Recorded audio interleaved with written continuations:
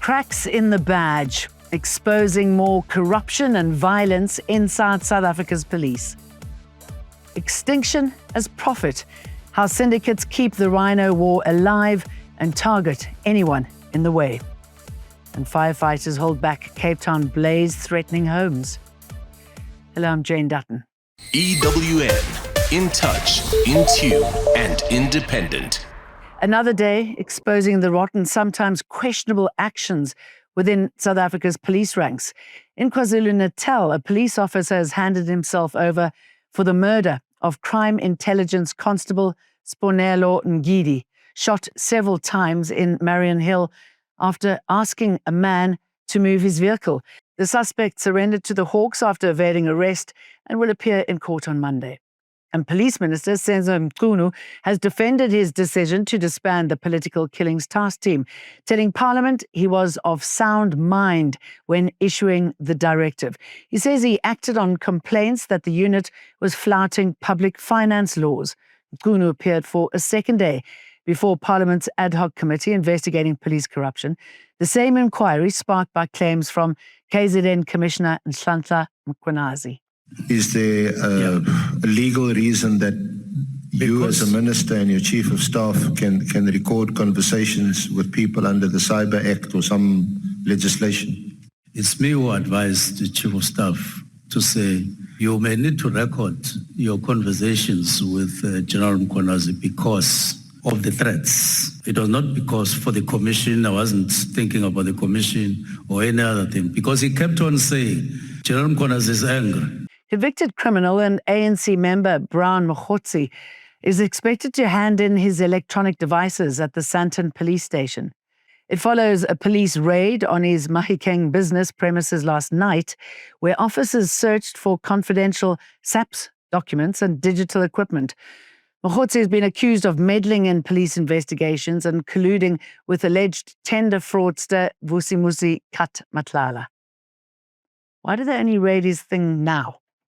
It remains quiet outside Sandton Police Station, where controversial ANC member Brown Mokgotsi is expected to hand over electronic devices in respect of an ongoing investigation into alleged criminal syndicates operating in Gauteng. Mokgotsi was not present at his Mahikeng business premises yesterday when police pounced on his bottle store, searching for confidential documents related to crime intelligence. It's understood the raid was carried out under a search and seizure warrant. This follows accusations that Mokgotsi, who is not a member of SAPS or an informant for crime intelligence, has been meddling in police investigations and colluding with criminally accused tender tycoon Vusimuzi Kat Matlala.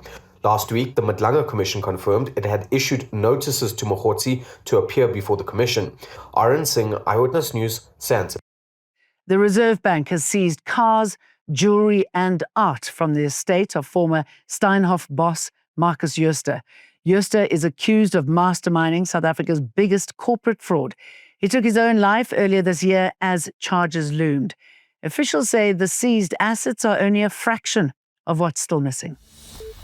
A preliminary investigation has found that negligence and excessive speeding were behind a fatal bus crash that claimed 43 lives in Limpopo.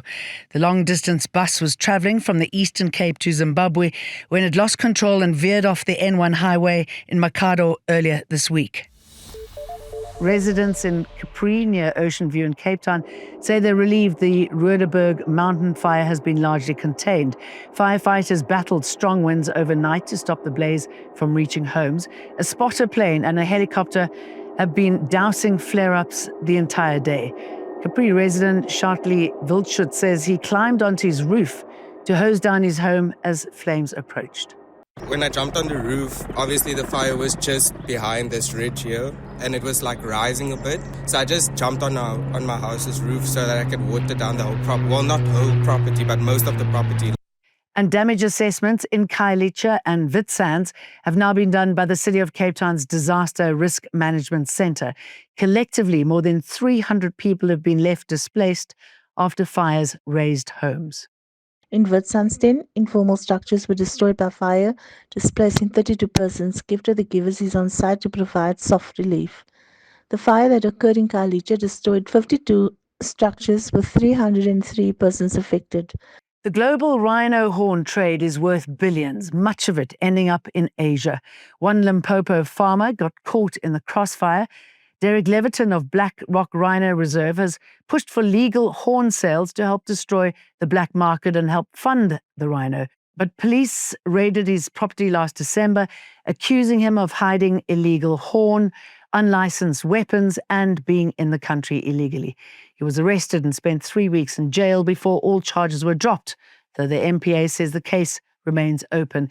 Soon after, fellow breeder John Hume was arrested, accused of smuggling nearly 1,000 horns worth of 250 million rand. Saving them is simple. It's one simple policy change, and they're saved. And instead of the people who are killing them being enriched, we can reward the people who are saving them. And the economics of it are so compelling and so simple, but somehow the people who make money off the extinction got control of the narrative, and that's been the downfall for everybody, and for the rhino as well.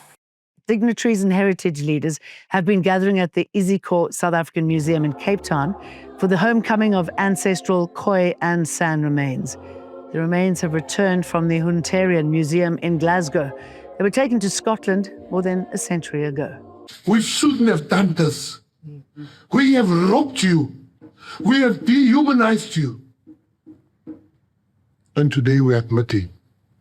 I stood up, Premier, and I said to them, there's no shame in inheriting stolen property. And there's all the shame in not returning it. In the United States, former Trump advisor John Bolton has been criminally indicted. The ex-national security advisor is accused of storing and transmitting top-secret defense records using personal email and messaging apps. In Madagascar, military leader Michael Randrianirina has been sworn in as president, days after a coup forced former leader Andry Rajoelina to flee. And in Kenya, a state funeral has been held in Nairobi for opposition leader Raila Odinga, who died in India this week at the age of 80. The ceremony came a day after police opened fire on mourners, killing at least 3. Now, for the first time since 2010, Bafana Bafana will be among the teams who compete at a FIFA World Cup. They sealed their spot after beating Rwanda 3-0 and combined with Nigeria's 4-0 triumph over Benin. They finished top of qualifying in Group C. With the 48-team FIFA World Cup taking place next year in the United States, Canada and Mexico, South Africa will be one of CAF's 9 representatives at that tournament. They secured qualification for the first time since 2002 and also made sure they'll be playing at a World Cup for the first time since hosting it back in 2010. For Hugo Broos, it will also give him the dream send-off. 40 years ago, as part of the Belgian team, they finished 4th in that tournament, so he's hoping to retire from the sport on a high. And if you're wondering, what is South African wears in America while watching Bafana Bafana at the World Cup? Well, it's Adidas, of course. That's after SAFA announced that the German Giants have signed a 3-year sponsorship agreement with the national team. Tola Gilimganga, Eyewitness News. And the city of Cape Town is advising motorists to steer clear of the Greenpoint precinct this weekend, as a Cape Town Marathon will be taking place on Saturday and Sunday. Members of the public are encouraged to use the park and ride or park and walk services and to steer clear of parking in restricted areas. Any vehicles left in these areas will be towed. So busy weekend ahead. Have a good one. EWN, in touch, in tune, and independent.